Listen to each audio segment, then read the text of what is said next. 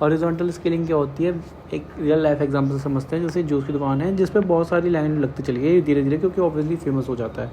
तो ये अकेला बंदा यूज़र को की रिक्वेस्ट फुलफ़िल नहीं कर पा रहा था कि भाई इतने सारे यूज़र आ गए, उनकी रिक्वेस्ट भी बहुत सारी हो गई, तो वो फुलफ़िल ही नहीं कर पा रहा धीरे धीरे, क्योंकि एक ही बंदा है। तो वो अपने दोस्तों को कहता है कि और भी काउंटर खोलते हैं, जिससे लाइन छोटी हो जाएगी, यूज़र की रिक्वेस्ट भी फुलफ़िल हो जाएगी ईज़िली, और यूज़र भी खुश, हमारी भी बहुत बिक्री हो जाएगी काइंड ऑफ। तो इसी को सर्वर की टर्म में समझते हैं। जैसे हम पे एक सर्वर है, उसमें बहुत सारे यूज़र हैं, 1000 यूज़र है मान लेते हैं, और 1000 यूज़र से अब एक दिन में 4000 यूज़र हो गए, तो सर्वर पर लोड पड़ने लग गया, तो वो रिक्वेस्ट को धीरे धीरे फुलफ़िल करने लग गया, क्योंकि बहुत सारी रिक्वेस्ट आ गई एक साथ।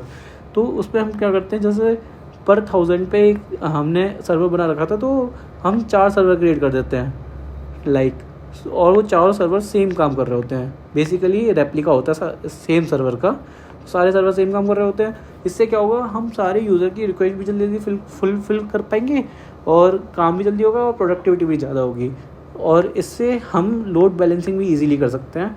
जो हमने पढ़ा था कि वर्टिकल स्केलिंग में लोड बैलेंस नहीं होती, इसमें हो जाती है, क्योंकि सारे सर्वर पे रिक्वेस्ट बढ़ जाती हैं और उनको रिक्वेस्ट भी फुलफिल जल्दी हो जाती है।